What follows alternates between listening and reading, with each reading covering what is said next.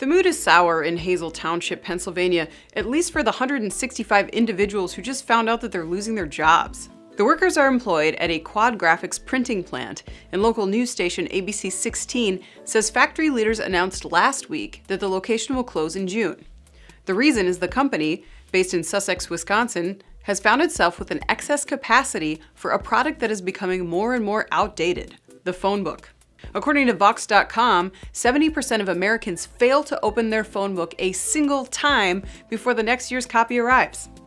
Many states legally require that phone books be available to residents, and companies are said to be fighting proposals to phase them out, especially those businesses who sell advertising in them or garner a lot of traffic from their phone book ads.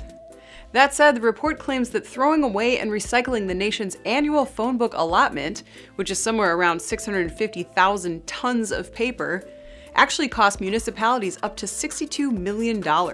Companies like Verizon Communications have canned the mass deliveries in many states and allow residents to now request a phone book if they wish to have one.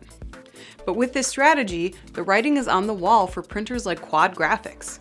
The Philadelphia Inquirer reported last year that fewer than 1% of legacy Verizon Communications customers actually requested a white pages. Quad Graphics will consolidate to meet the reduced demand of its phone book printing operations more efficiently, but because of the ongoing volume reductions, the workers in Hazle Township will not be offered positions at other plants. I'm Anna Wells, and this is IEN Now.